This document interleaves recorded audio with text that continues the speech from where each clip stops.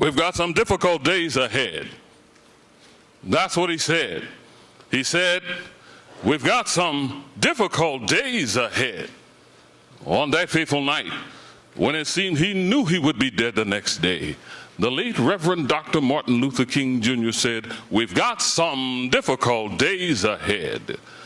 On that fateful night, after so many battles had been won, he said, we've got some difficult days ahead. Understand, if you don't already know, the late Reverend Dr. Martin Luther King Jr. always chose his words carefully. I don't mean that he was careful not to hurt anybody's feelings. I mean that to him each word was part of a cadence. Each word was part of a voice sonata. Each word and phrase was part of a speaking symphony. No wonder then that we heard phrases from him like, let justice roll down like waters, and righteousness like a mighty stream. No wonder then that we heard eloquence from him like, say that I was a drum major for justice. Say that I was a drum major for peace. I was a drum major for righteousness. So Dr. King always chose his words carefully. That's why I am convinced that on that night in Memphis, Tennessee, it was no accident that he said, we've got some difficult days ahead. But what? What was he thinking of? What was he alerting us to? What did he know? It was clear he knew somehow. He already knew. And what I believe Dr. King knew was that change is difficult. And I believe he knew too that the most difficult change of all still lay before America. Changing the way we interact with each other, face to face. Changing our interpersonal interactions. And now today, King's prophecy has come to life. In 1968, he said, we've got some difficult days ahead. And now today, we live in those difficult days. We cannot deny the difficult days we live in today.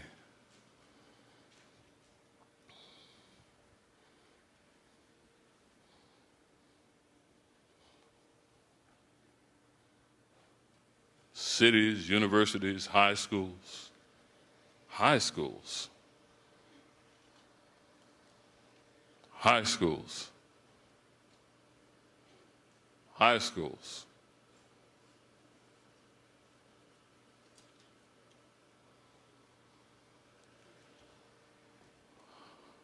How do we get to this strange 2016 America? And can we all just get along in this strange 2016 America?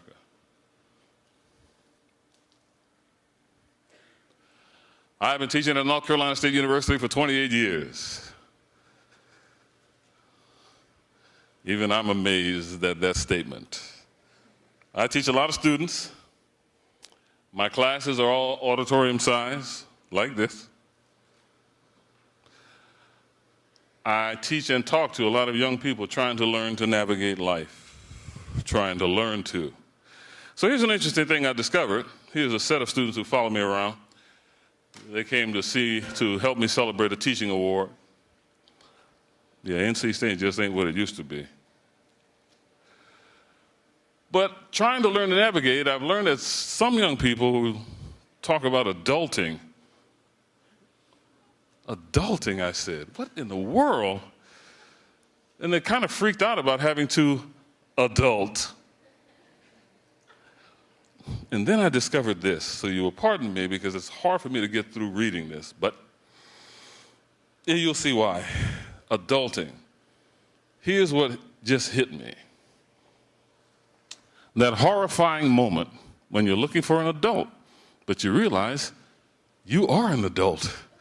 So you look around for an older adult, an adultlier adult, you know, someone better at adulting than you. What? That just... So, yes, people are struggling with adulting. That should just remind us that growing up is often a struggle. I didn't know it was like that, but okay. And people need guidance as they learn to adult. So I had an office appointment with a young African-American male. As I say, I talked to a lot of students, and we were talking about his time on the campus and so on, and he started starting to use this language of oppression, racial oppression at NC State. And I objected. I said, excuse me, I grew up in the Jim Crow South. I grew up when the sign said colored and white, and that was the law. I did not go to school with white kids of my own age because it was against the law. That's racial oppression. You wander around North Carolina State University, I said, you get to go in everywhere. What are you talking about? You know what he said to me? He said, well, Dr. Nacoste, when we hear about all that, that just sounds like a big joke. A young black man said to a 60-some-year-old black man that Jim Crow was just a big joke. Really? A big joke? Really? A big joke? Really?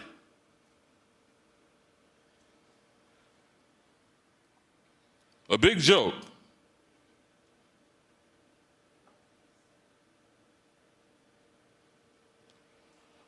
Somehow now, too many Americans believe it's okay to tell racial jokes, to use racial slurs, to express racial stereotypes in conversation on Facebook, on Twitter, on Instagram.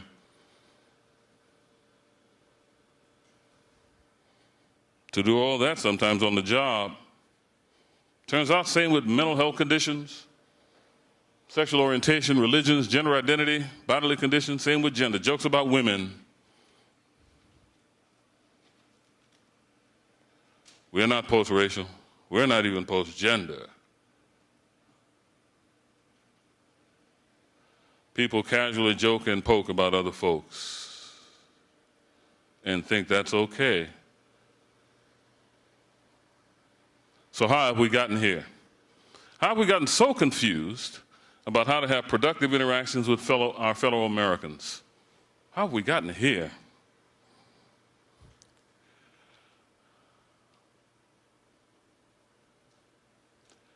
How do we go from the Civil Rights Revolution to this moment in time where we think it's okay to joke and poke about other folk? Well, there's a funny thing about America. It just won't sit still, will it? We are in constant change. When I grew up, there were 3 TV stations, 3 news anchors, all men.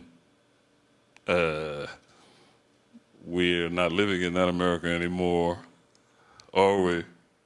Things keep changing. That's part of being an American, dealing with that. Social change, it turns out, in America has been fast and dramatic. Fast and dramatic. What do I mean?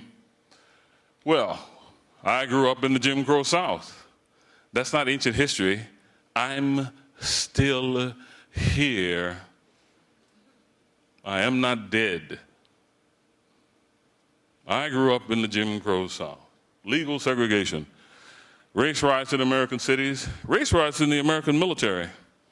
I know, you don't know that history, do you?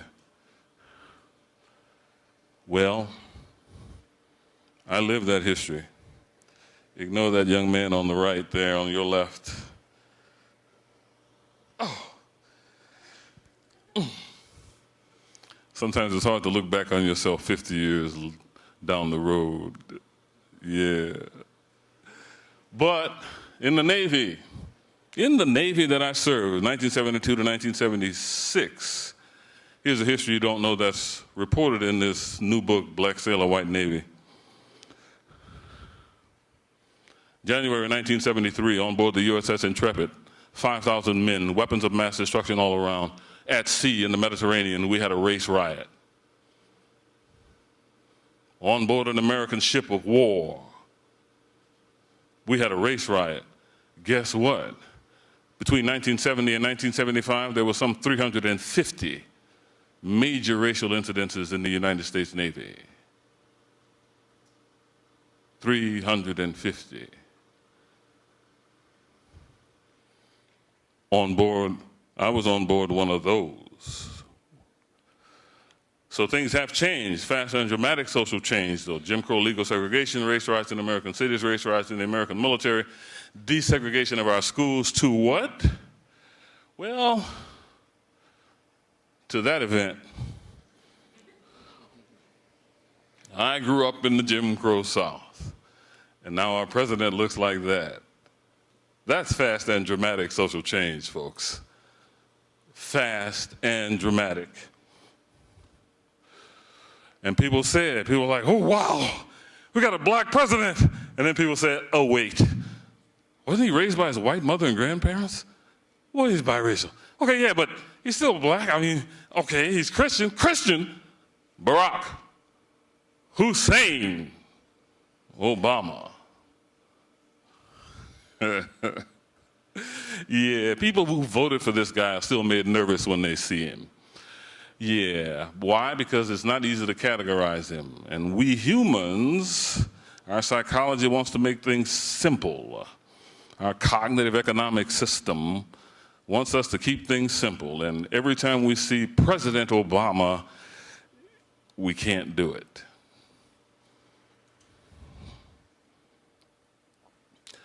And also the problem is that without understanding the context for the dramatic changes we've seen, people are making real mistakes. Look, without knowing the real history, it's no wonder that so many Americans think the struggle for civil rights was just a big joke. Well, it wasn't.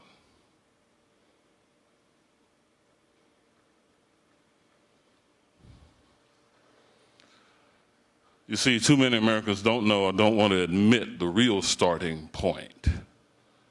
I'm making some people in here uncomfortable, and I can see it, so let me help you here.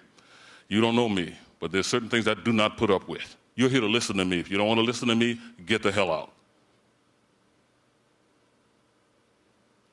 Am I clear? Am I clear?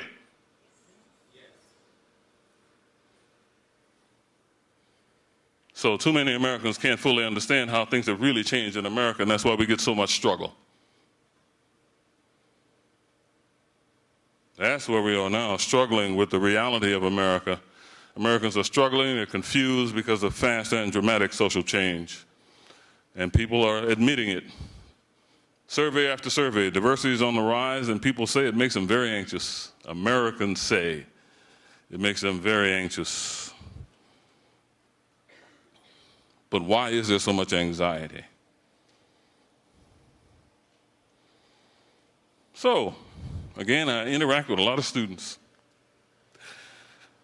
While I still had needs at work, I would start my mornings in the gym. Been doing that since I was in the military. And after I have my morning workout and get cleaned up, I had somewhere to get something to eat and have some coffee. Mostly it's the coffee I want. I do not want to talk. I want coffee. That's all. So one morning I was standing in Global Village on Hillsborough Street, standing behind a line of people who were ordering all kinds of mochaccino hanahinas, and all I want is coffee, black. But I'm waiting my turn, and I feel a presence. Boom. I don't move. And then a voice says, "Excuse me." I do not want to talk, but I turn, look down at a young white female. I said, "Yes." She says, "Are you a professor?" God. "Yes. I've heard a lot about you." "What have you heard?" "I've heard you're this great professor in the classroom. You give great lectures. You use a lot of music, and I heard all these." I said, "So who are you hearing all these things about me from?" She says, "Oh, I have friends who've taken your courses and all that. And I said, okay, now you've started this, let's work it out. I said,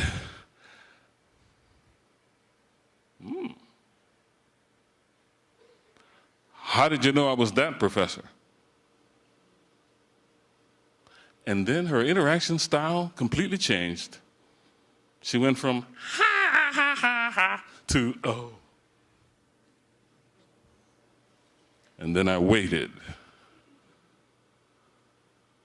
She's squirming. I said, no, how did you know I was that professor? She's squirming. Finally, she gets an idea. She says, oh, they say you wear those kinds of shirts. I said, really? You knew I was that professor from the kind of shirt I'm wearing? I said, really? She said, no. I said, what else did my students tell you that help you identify me? And she said, they said you were a big black man. So I've noticed, I think I've noticed this, that people seem wary of referring to someone's race when trying to describe them. Am I making that up? Are people concerned about doing that? Yeah, isn't that something? My students tell me people are worried about being perceived as racist if they give evidence of noticing race. So let me ask you this. As you were coming in, or let me do it another way. I came in after some of you were seated, and I heard some small reactions. Did you not notice all this? All 6'3", 260-pound, broad-shouldered, dark-skinned black man? Really? That's the problem. You don't notice color variations? Well, let me help you. Noticing color variations is not psychological. It's not a choice. Why? For those of you who've taken intro psych, you know about sensation and perception. That we have systems, biological systems, that are designed to make sure that we see what's in our environment, all variations thereof. I love this cartoon, though it has taken on new meaning as of late. I've been using it for a while. A white policeman stops a black man. First off, I want you to know that I don't see color, he says. I pulled you over because you ran that red light. How'd you know the light was red? Bump. I don't see color. Really? So if you don't see color, here's the problem. That means there's something wrong with your occipital lobe in the back part of your brain, and something wrong with the rods and cones in your eyes, so you need to see a neurosurgeon. Stop saying that. But what's going on? What are people trying to say? What do you think? You've heard people say it, I don't see color. What do you think people are trying to say? Young man, right here. Say again. I am not racist. I thought I was pointing to him, but yes. What he said, I am not racist. That's what people are trying to say. So here's the thing. If you're so nervous about being perceived as racist, that's a problem right there. So who are you going to say this to, by the way? Who are you going to run up to and say, I don't see color? Say again? The person of color. How do you think that looks? I just walk into the party, la, la, la. How you doing? The person says, I don't see color. Really? What the hell? Is that part of the conversation we were having? What are you talking about?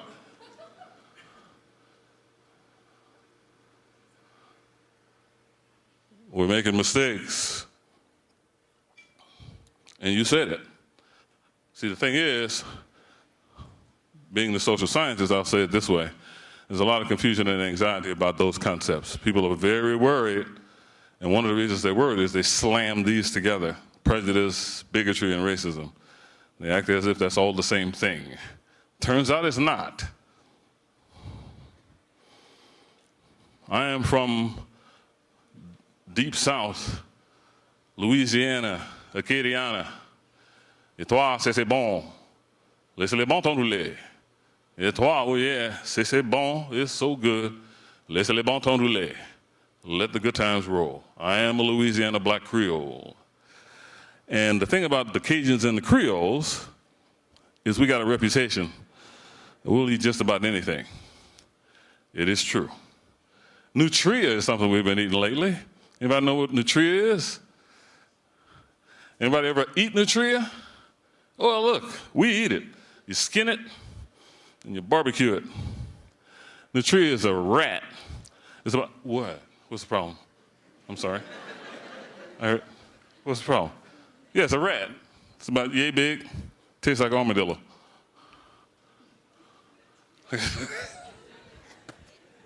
Everybody in the room is like, what did he say? What? Yes, see? But you've made a prejudgment. Have you ever had nutria? Have you ever had armadillo? See? But you have made a judgment, haven't you? That's a prejudgment. Yes. More seriously, prejudice is a prejudgment of a whole group of people. So prejudice is anti-group feelings about a whole group of people. That's what prejudice is. And it's a prejudgment because you cannot interact with and have experience with a whole group of people.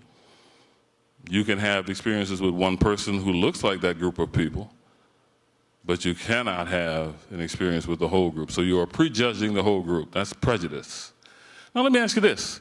Does a person who holds a prejudice have to show that prejudice in the presence of someone from that group? No, of course not. The well-socialized individual can certainly be civilized. But if your prejudice shows up in your behavior, that is bigotry. Bigotry is the outward, behavioral expression of a prejudice, verbal or nonverbal. That's bigotry. But in America, we are just in love with calling people racist. Just racist. Racist. Okay. Racism. I grew up in the Jim Crow South. I did not, could not go to school with white kids of my own age because it was against the law. That is racism. Racism is never in a person. Racism is a system of institutional behavior. Institutional and organizational behavior patterns that authorize and support prejudice and bigotry. Institutional and organizational. Racism is never in a person.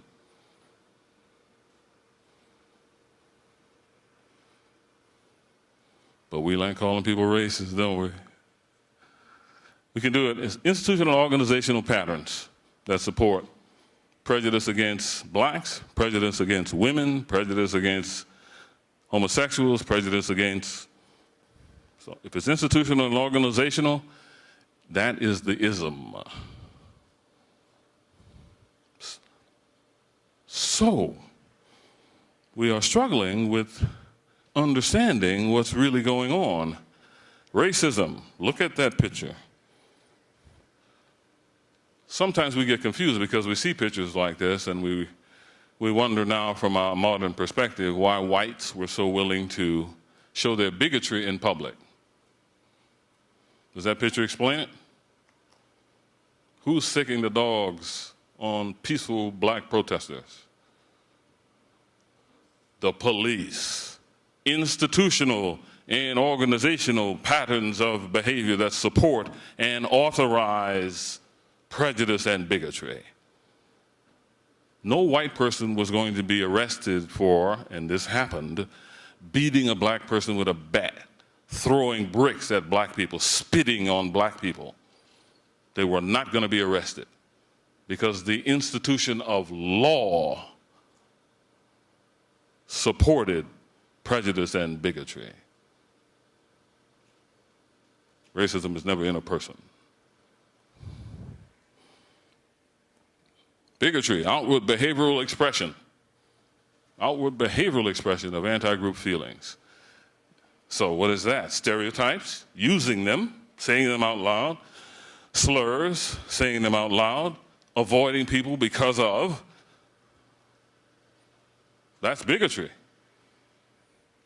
And anybody can show bigotry. People get confused about this. That's why some people like using the word racist.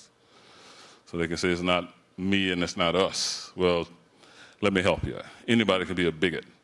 There are a lot of groups in America now, aren't there?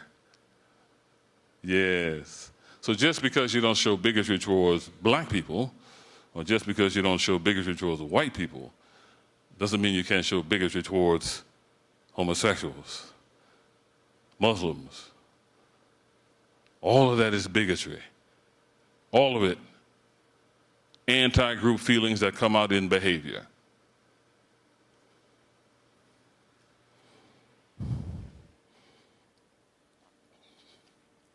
Things are changing. They continue to change in America.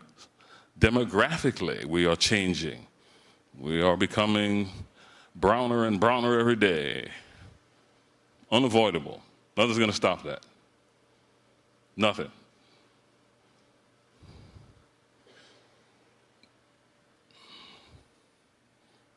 And people are very anxious about that in America.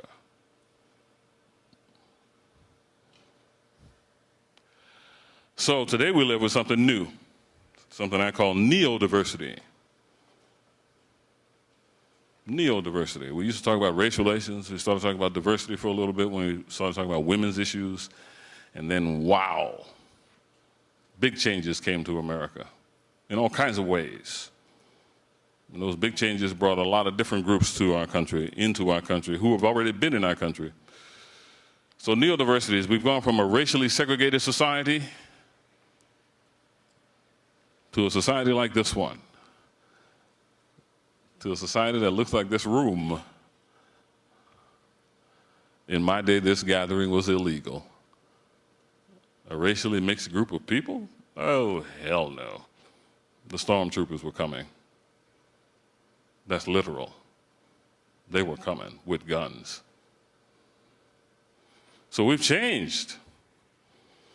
So it turns out everybody's living in the same desegregated spaces now. Well, that adds some interesting dimensions to the way we can interact. We no longer live in a society where our racial contacts are controlled and restricted by law. Nowadays, every day, each of us has some occasion to interact with persons from different groups, a whole list. So today, our interpersonal encounters with the intergroup are not diverse, but neodiverse. That's where we're living. That's what we're struggling with. Neodiversity, the 21st century time and circumstance where all of us have encounters and interactions with other Americans who are not like us on any number of dimensions. So neodiversity is about our interpersonal situation. That's what neodiversity is about. We're not talking about categories of people. We're talking about a situation in which categories of people have to interact with each other, have to encounter each other and interact. There's nowhere you can go. If you go to Walmart, yeah, well, all kind of people. Jiffy Lube, yeah. Target, yeah. Universities, oh my God. Wake Tech, oh my God. All kinds of people. That's the new American situation. Neodiversity is what we all live with. So today we have to encounter and interact with people who do not look like, sound like, worship like us. Every day. every day. But don't panic. Don't panic. You just have to understand that what we're living with is more face-to-face interaction with each other. That's true for all of us. But it also means something. You can't just talk any old kind of way just because you feel like it. Try that. Somebody in the room is going to turn to you and go, huh? We do not live a segregated life anymore. See, legal racial segregation did this interesting thing. It made it very clear who could go where. We's could go here and the they's could not. We got rid of that. So now we're all wandering around together, whether we want to or not. And so everybody's hearing what everybody's saying.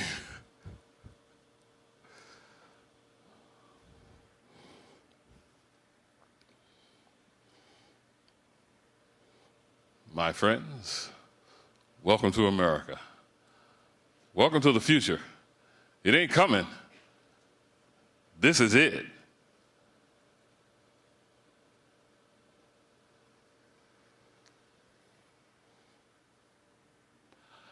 And that neurodiversity situation can create anxiety in people. Anxiety about how to interact. We struggle with the question, who are the we and who are among the they? We struggle. Because we can't do it just by looking at people. We can't do it just by thinking about who lives where. No. That's not how it works anymore. And so that anxiety is about how to interact. Should I say something? What should I say? Should I say it this way? What are the rules? What are the rules? That's interpersonal interaction anxiety driven by our neurodiverse situation. So to deal with that anxiety, people are doing some interesting things. Trying to avoid the whole thing. I don't see color, I don't see color, I don't see it. Just stop it. But people are trying that to deal with their own anxiety. People are using stereotypes. You know how they are. As soon as you hear that, you know you're in the midst of tension and anxiety about intergroup interactions. And jokes and pokes about other folks, we're always trying to put people in their place. Well, guess where my place is? Right where I'm standing, right in the front of the room. Try to treat me any other kind of way. You just try that. That's the problem. People are doing it at work. Who gets to be in the leadership position? It's not supposed to be one of them. That doesn't work. Especially don't try that in the military, because we will tear you down.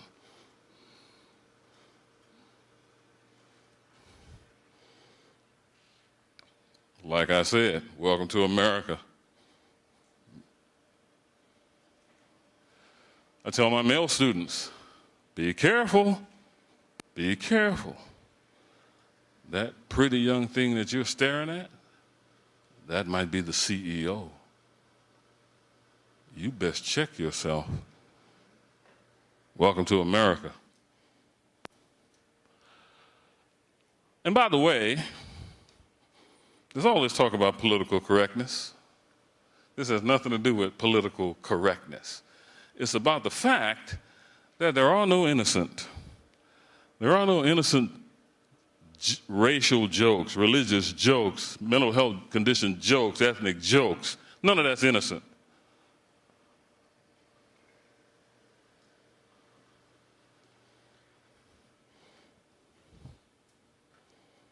There are no innocent slurs either about groups of people. All of that is bigotry. All of it. I don't care whose mouth it comes out of. I don't care the skin color of the person's mouth it comes out of. It's all bigotry. There are no innocent. So it's not political correctness that's the problem. It's the new America in which people who used to be forced to be silent by the law are now shouting about their experiences of injustice through the megaphone of social media. You can't keep people quiet today, can you? Because you can't control the flow of information. You just can't. And by the way, everybody's got First Amendment rights. All of us, not just some of us. So yes, you think you can say what you want? Guess what? I have the First Amendment right to tell you to shut up. You will not talk to me like that. People seem to forget that. We all have First Amendment rights.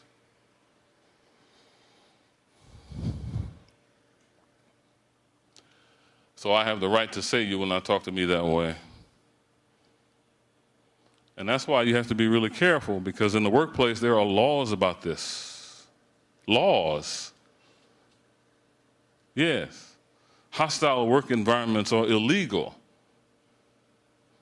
Letting people talk any old kind of way doesn't work. Why?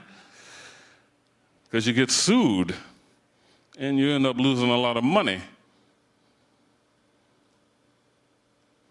Yes, you get sued. Sometimes it's a big hunk of money.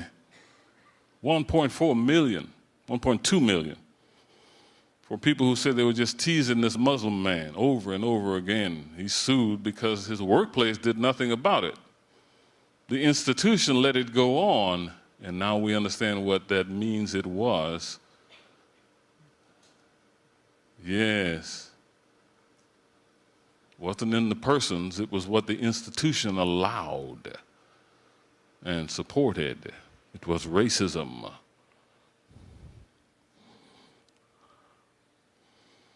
So once again, welcome to America. Look, all of this is about the fact that neurodiversity makes us feel uncertain about how to interact. That social uncertainty can cause a lot of trouble. Who are the we and who among the they? Filled with neurodiversity anxiety, people ask me, because I am an expert on intergroup relations, they say, why do we got to keep talking about race? If you're that nervous about it, apparently we need to keep talking about race. But it turns out there's so much going on, it's not just about race anymore. Yes, race is important as the prototype for intergroup in America. Race is sometimes the most salient thing going on in America. But it's not just about race anymore. Without being able to name it, Americans are feeling neurodiversity. We're feeling this fact that we have this new interpersonal situation where we have to even just see people who do not look like us. There's no avoiding this. And so that causes anxiety. So that is why there is so much anxiety about talking about race. We live in an America where our encounters with people from other American groups is unavoidable. And trying to avoid it is a problem anyway. We just have to face the reality, because it's not going away. We are all now in face-to-face interaction with people not like us, all of us. Focus on the things you have in common. You're all here because you're at Wake Tech. That's the common thread. Focus on that.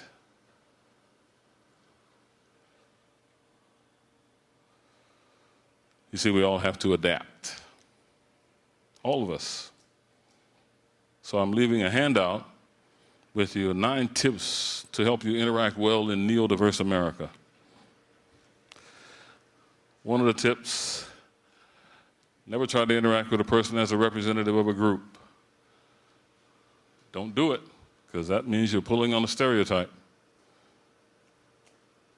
So, before I found out I'm gluten sensitive, yeah, I'm old, all kind of stuff. I was a home brewer And as a consequence, I would go to various places to see what new beers were being produced, tasting new recipes and all of that. One of the places I used to go with some frequency is the Village Draft House in Raleigh on, wherever it is, Cameron Village.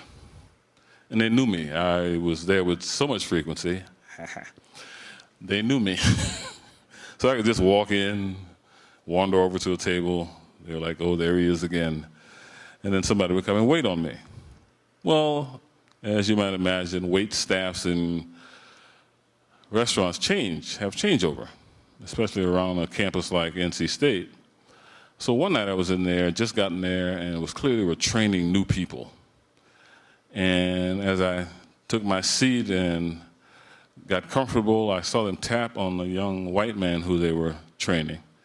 And they tapped on his shoulder and pointed to me. And I immediately saw it happen to him.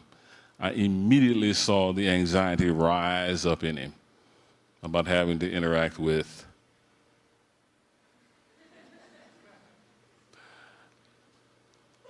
I thought, this might be interesting. So he wanders over, and as he's getting to me, I can see him trying to control his body. He gets to me, he leans over, and he says, so, how's it going, brother man? What? I heard all of that. Oh. Yes, he said, how's it going, brother man? Wow. I did not abuse the young man. I just looked up at him and said, so here's what you're going to get for me. And as soon as he heard me talk, you could see him shift and him think to himself, damn it, I messed up. This turns out not to be a brother man. It was fine. But what was he trying to do? Why would he choose that language? What was he trying to do? Yeah.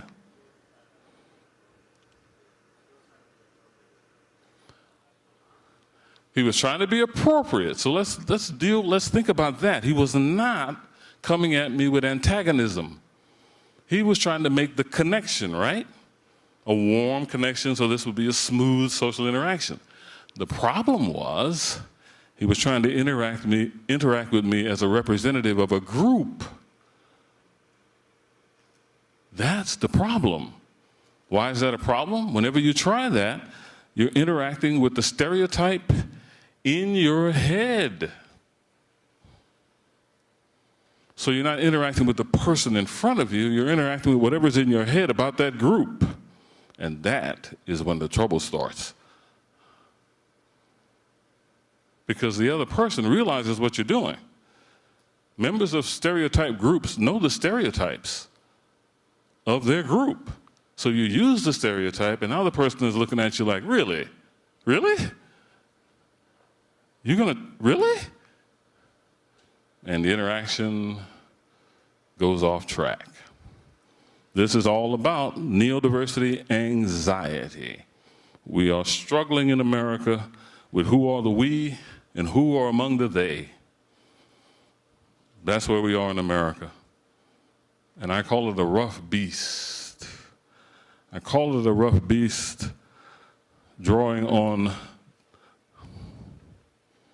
W.B. Yeats. I talk about this in my new book, Taking on Diversity. We are struggling with this rough beast, our own interaction anxieties. All of us have work to do because that rough beast right now is winning. And we have to do something about that. So understand,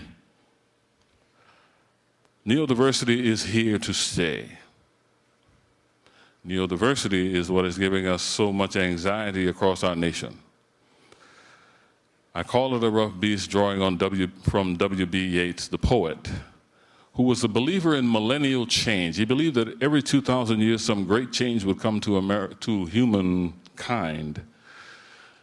And he believed that in the year 2000 a great change was coming. He could not name it, he said. He could not tell what it would look like. So he called it a rough beast. He put it this way. He said, the darkness drops again. But now I know that 20 centuries of stony sleep were vexed to nightmare by a rocking cradle. And what rough beast! Its hour come round at last, slouches toward Bethlehem to be born. In answer to Yates, I say that rough beast is neodiversity. It has been born, and now it grows and grows and grows. What are we prepared to do? What are you prepared to do? Thank you for your time and attention.